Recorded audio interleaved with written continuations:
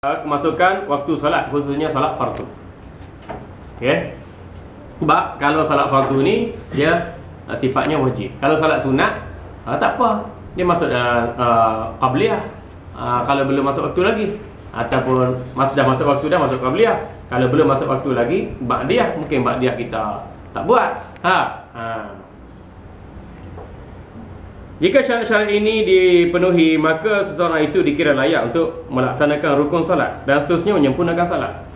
Belum kita laksanakan solat dengan rukunnya, kita terlebih dahulu perlu fokus kepada syarat sah solat. Syarat yang memboleh atau melayakkan seseorang itu bersolat. Okey. Termasuk dalam syarat sah solat ialah wajib solat menghadap kiblat. Okey. Wajib salat menghadap kiblat. Cukup tu.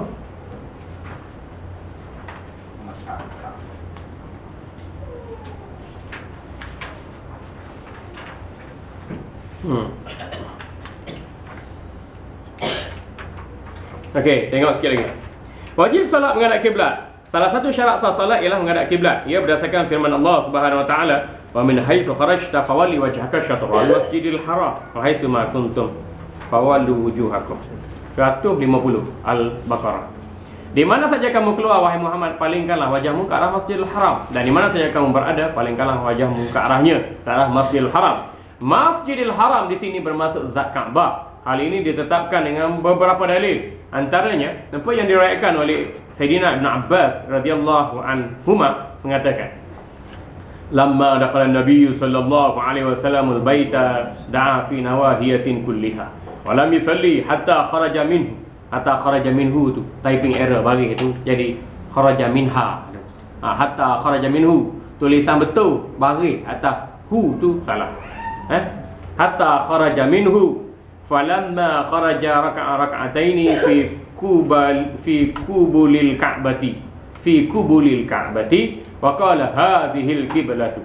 Ketika Nabi sallallahu alaihi wasallam memasuki Kaabah Baitullah, baginda sallallahu alaihi wasallam berdoa pada semua sisi Kaabah. Kan Kaabah ada empat sisi tempat. Baginda masuk berdoa pada setiap sisi Kaabah. Doa sini, doa sini, doa sini, doa sini. Dan baginda tidak menunaikan salat hingga baginda keluar darinya. Ini satu riwayat menjelaskan satu kesempatan bagi Nabi sallallahu alaihi wasallam masuk Kaabah. Baginda berdoa saja sisi-sisi Kaabah yang empat tu, dan baginda tak solat di situ. Lepas tu baginda keluar. Dalam riwayat lain sebut baginda masuk dalam Kaabah, baginda solat dalam Kaabah. Menghadap mana saja yang baginda suka. Kadang menghadap bucu ni, kadang menghadap bucu ni, kadang menghadap sisi ni. Jadi kena ada pengumpulan riwayat tu. Jangan kata jumpa satu hadis dia kata, ni Nabi masuk Kaabah, Nabi tak sembahyang dalam Kaabah pun. Hadis lain sebut Nabi masuk Kaabah, Nabi sembahyang dalam Kaabah. Hadis lain sebut Nabi masuk Kaabah, Nabi tak solat, dan Nabi hanya berdoa pada sisi Kaabah. Jadi pengumpulan terhadap hadis itu penting bagi menjustifikasikan apa yang Nabi sallallahu alaihi wasallam lakukan. Ada orang setengah kita ni, dia belajar hadis satu, dia terus buat kesimpulan. Itu terlalu sadis. Hanya buat kesimpulan mudah. Belajar satu hadis, tengok Nabi buat gini. Mana ada kita buat kesimpulan gitu. Mungkin lagi kita gunakan pandangan-pandangan bukan muhaddis, tapi muhaddas. Bukan pandangan muhaddis pun. Hadis ini disahihkan oleh Albani. Hadzal hadis sahhahahu Albani. Albani bukan muhaddis. Bapak Wahabi suka main Albani. Muhaddis sahafi. Dah baca kitab-kitab hadis, lepas tu buat kesimpulan hadis sendiri. Semalam saya tengok buku yang ditulis oleh Pensyarah Usim, Fakulti Quran Sunnah Usim, Profesor Madya, Dr. Muhammad Mustaqim. Muhammad Zarif Mustaqim ke? Dia tulis hadis-hadis maudhu' dalam Mustadrak Al-Hakim. Hadis maudhu' dalam Mustadrak Al-Hakim. Maknanya Imam Hakim ni meriwayatkan hadis-hadis maudhu'. 135 hadis-hadis maudhu' dalam Mustadrak Al-Hakim. Hebat ni pensyarah Muslim ni. Imam Hakim pun dia kata wadha'ul hadis. Hadis mutawatir pun dia kata maudhu' juga. Lepas tu bawah tu hadis ini telah ditasihihkan oleh Albani, ditadhifkan oleh Albani. Albani mengatakan hadis ini maudhu'. Yo. Macam orang Wahabi. Albani ini jadi sumber rujukan Wahabi. Azhar tak akui pun Albani muhaddis. Apa lagi? Taqrawiyin ke, Zaituniyin ke, tak mau perakui pun Albani muhaddis. Tak ada. Wahabi yang letak Albani sebagai muhaddisnya. Ali Imam Al-Hafiz Syekhul Islam Al-Mustahi Al-Muhaddis. Al-Sunnah Jemaah dah. Patut kalau kita tengok di Malaysia ni ada ustaz-ustaz selebriti sebut hadis ini disahihkan Albani. Selebriti itu Wahabi je. Dia tak mengaku, dia tak tahu, dia tak faham pun keadaan metodologi hadis yang dipergunakan. Tapi kita kata ni Wahabi, aku bukan Wahabi. Tu suka tuduh orang Wahabi. Nah, bukan tuduh, kita tengok kepada metodologi. So, kalau tak tahu tentang hadis, jangan cakap tentang hadis. Berapa banyak hadis yang sahih didakaikan Albani, berapa banyak hadis yang sahih dimaudhu'kan oleh Albani. Albani bukan penentu kepada disiplin ilmu hadis. Orang tak lagi nak menjadi tukang penentu sahan periwayatan dan standard hadis yang diriwayatkan. Ada apa tak lagi nak menggunakan instrumen tu untuk mengkritik ulama-ulama hadis kita. Allah. Dan cukup kita kata hadis ni riwayat Bukhari, hadis ni riwayat Muslim, hadis ni riwayat Imam Ahmad, hadis ni riwayat oleh Imam Syafi'i, hadis ni riwayat oleh Baihaqi, hadis ni kata cukup dah bagi kita tu.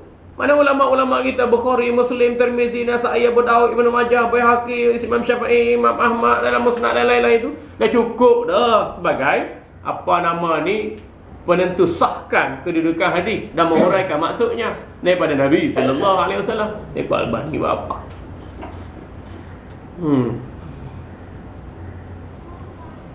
Setelah keluar baginda menunaikan solat 2 rakaat di hadapan Kaabah. Baginda keluar menunaikan solat di depan Kaabah. Lalu baginda berkata, inilah kiblat. Satu hadis. Dan hadis yang kedua daripada Sayyidina Abi Hurairah radhiyallahu anhu, Nabi sallallahu alaihi wasallam qala istaqbalil qiblata wa kabbir. Diriwayatkan daripada Sayyidina Abu Hurairah bahawa Nabi sallallahu alaihi wasallam bersabda, menghadaplah ke arah kiblat dan bertakbirlah takbiratul ihram. Hadis ini menjelaskan kepada kita tentang kepentingan atau kewajipan menghadap kiblat dan takbiratul ihram. Ternyata menghadap kiblat merupakan syarat sah salat kecuali dalam dua keadaan, iaitu apabila keadaan tidak aman, dalam keadaan perang. Dalam keadaan perang, bom sana tembak sini, letup sana bunuh sini, tu bolehlah sembahyang. Dalam keadaan huru-hara perang tu tidak menghadap kiblat bolehlah.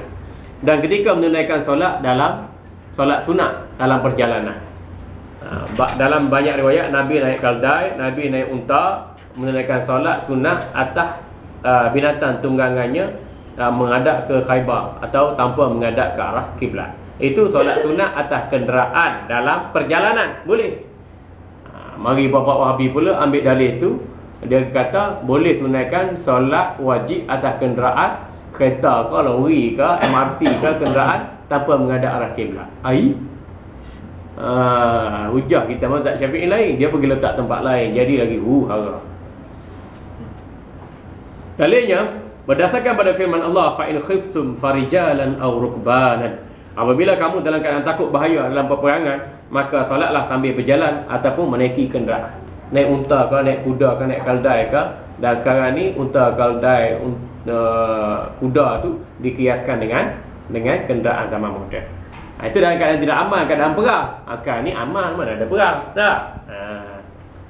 Jadi kelonggaran diberikan berdasar pada situasi tertentu, iaitu kita panggil rukhsah. Ada syarat, ada situasi tertentu kita panggil rukhsah. Manakala hukum asal yang diperintahkan atau dilarang oleh Allah kita panggil azimah, iaitu ketetapan yang asal. Mengenai tafsir ayat ini, Sayyidina Abdullah bin Umar radhiyallahu anhu mengatakan, apabila ada rasa takut yang lebih besar daripada itu, perang, bunuh, tembak, menembak, bom ke zaman sekarang ni, maka mereka boleh menunaikan solat sambil berjalan ataupun berdiri di atas mata kaki. Sambil berjalan ke, sambil berdiri ke, ataupun sambil menaiki kenderaan. Sama ada menghadap kiblat ataupun tidak. Ini dalam keadaan tidak aman, perang. Ataupun tidak aman, tak perang pun, tapi kita dikejar penjenayah ke, orang gila ke, apa ke, lari tu masa suntuk dah nak habis, semaya kau. Walaupun semaya atas kereta pun, ni dalam kes nyawa di hujung tanduk, nyawa diancam. Hal seperti ini sebagaimana yang dijelaskan oleh Imam Malik dalam kitab Muwatta dan Imam Bukhari rahimahullah. Tengok pada riwayat-riwayat ini dan pencerahan mereka berkaitan dengan hadis berkenaan. Nafi' radhiyallahu anhu mengatakan, saya tidak berpendapat bahawa Ibnu Umar menyebutkan hal ini kecuali diambil daripada Rasulullah sallallahu alaihi wasallam. Manakala dalam kes perang, keadaan tidak aman, diancam nyawa, boleh kita tunaikan solat fardu dalam keadaan tidak menghadap kiblat, iaitu dengan cara berdiri ke, cara berlari ke, atau naik kenderaan, sebab di saat itu nyawa telah diancam. Adapun kes tidak perlu menghadap arah kiblat ketika mendirikan salat sunat dalam perjalanan, berdasarkan pada hadis yang diriwayatkan daripada Sayyidina Abdullah bin Umar mengatakan, kana Rasulullah sallallahu alaihi wasallam yusabbihu ala rahilati qibala ayyi wajhin tawajjaha wa yutiru 'alaiha ghaira annahu la yusalli 'alaiha al-maktubata. Rasulullah sallallahu alaihi wasallam menunaikan salat di atas tunggangannya, menghadap ke arah tunggangannya berjalan. Baginda naik apa binatang, ikut binatang tu berjalan, dan baginda juga menunaikan salat witir di atas binatang tunggangannya itu. Baginda sallallahu alaihi wasallam tidak menunaikan salat fardu di atasnya. Salat fardu turun mayat atas bumi, atas tanah. Tak lantai ya. Ni tengok hadis ni jadi bukti dalam mazhab kita, mazhab Syafi'i. Tengok dalil lagi. An Sayyidina Jabir bin Abdullah radhiyallahu anhuma qala kana Rasulullah sallallahu alaihi wasallam yusalli ala rahilatihi haitsu tawajjahat. Fa iza arada al-faridatu nazala fastaqbala al-qiblata. Diriwayatkan daripada Sayyidina Jabir bin Abdullah radhiyallahu anhuma, beliau mengatakan Rasulullah sallallahu alaihi wasallam menunaikan salat di atas binatang tunggangannya ke mana saja binatang tunggangannya itu menghadap. Apabila baginda ingin menunaikan salat fardu, baginda turun dari tunggangannya dan menghadap ke arah kiblat. Jadi hak salat atas binatang tunggangan masa perjalanan itu adalah salat sunat. Kerana penghujung hadis itu sebut, bila baginda nak tunai salat fardu, baginda berhenti tunaikan solat di atas permukaan bumi. Ini kerana hadis itu perlu difahami. Imam Al-Hafiz Ibn Hajar Al-Asqalani dalam kitabnya Fathul Bari mengatakan, hadis ini menunjukkan tidak boleh membelakangi kiblat dalam mendirikan salat fardu berdasarkan ijma'. Ijma' ulama sepakat seia sekata sehati sejiwa dalam salat fardu wajib menghadap ke arah kiblat. Tak menghadap ke arah kiblat tak sah. Tetapi jika seorang itu diberikan rukhsah apabila dia berada dalam ketakutan amat sangat, kejar penjenayah, orang gila, orang nak acam nyawa, nak bunuh dia dalam peperangan ke, bolehlah menunaikan solat mengikut rukhsah, mengikut situasi keadaan individu berkenaan tu tanpa menghadap ke arah kiblat. Penjelasan Imam Bukhari rahimahullah muka surat 502 juzuk yang pertama dalam kitab Fathul Bari, dan Imam Muslim meriwayatkan daripada Sayyidina Al-Barra bin Azib radhiyallahu anhuma berbunyi, kana Rasulullah sallallahu alaihi wasallam yuhibbu an yuwajjiha ila al-Ka'bati. Fa anzalallahu ta'ala qad nara taqalluba wajhika fis sama' fatawajjahu nahwa al-Ka'bati. Al-hadis ay nahwa al-Masjidil Harami fi Makkah al-Mukarramah. Rasulullah sallallahu alaihi wasallam menghadap ke Kaabah, suka menghadap ke Kaabah. Lalu satu ketika baginda menunaikan salat di awalannya menghadap ke arah Masjidil Aqsa di Palestin, tapi dalam hati baginda suka menghadap ke Kaabah kerana kiblat nabi-nabi terdahulu, khususnya Nabi Ibrahim menghadap Kaabah. Kemudian dalam keadaan suka begitu, Allah Subhanahu Wa Taala menurunkan ayat yang bermaksud qad nara taqalluba wajhika fis sama', sesungguhnya kami sering melihat wajahmu menghadap ke langit, wahai Muhammad sallallahu alaihi wasallam. Lalu baginda diperintahkan oleh Allah bersolat menghadap ke arah Kaabah, ke arah Masjidil Haram, Kaabah di Makkah Mukarramah. Imam Nawawi rahimahullah dalam Syarhul Muhazzab, Al-Majmu' Syarhul Muhazzab muka surat 191 juzuk 3 mengatakan bahawa dari sudut bahasa Arab, kiblat bermaksud arah, dan Kaabah itu disebut kiblat kerana orang yang menunaikan solat menghadap ke arahnya, dan Kaabah pun menghadap ke arah orang yang menunaikan solat. Jadi ada dua penghadapan. Orang semayang menghadap kiblat, Kaabah pun menghadap pada orang yang semayang. Jadi kalau kita semayang tak menghadap kiblat, Kaabah pun tak menghadap kita. Bagaimana Kaabah nak bersaksi dengan Allah kita menghadap dia, sedangkan kita tak menghadap dia? Kaabah jadi saksi dengan Allah bila kita solat. Masjid jadi saksi dengan Allah bila kita solat. Batu, kayu, pasir apa semua sekali. Main-main benda gini. Allahu Akbar. Baik.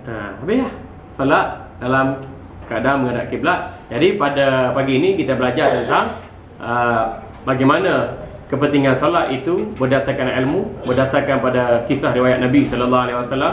Sahabat yang menunaikan solat dengan teruk, baginda ajar, baginda bentuk, baginda didik, diminta 3 kali, dengan kali keempat menunaikan solat, baginda didik dengan baik syarat sahnya, rukun-rukunnya, akhir sekali dia mampu menunaikan solat dengan sempurna. Kita juga telah menguraikan tentang syarat-syarat sah salat, ada 7-8 syarat sah tu, dan kita juga telah menguraikan tentang wajib solat menghadap ke arah kiblat. Nanti akan datang kita akan bincang bagaimana cara mendirikan solat atas kapal terbang. InsyaAllah. Wassallallahu ala sayyidina Muhammadin wa ala alihi wa sahbihi wasallam. Alhamdulillahirabbil alamin.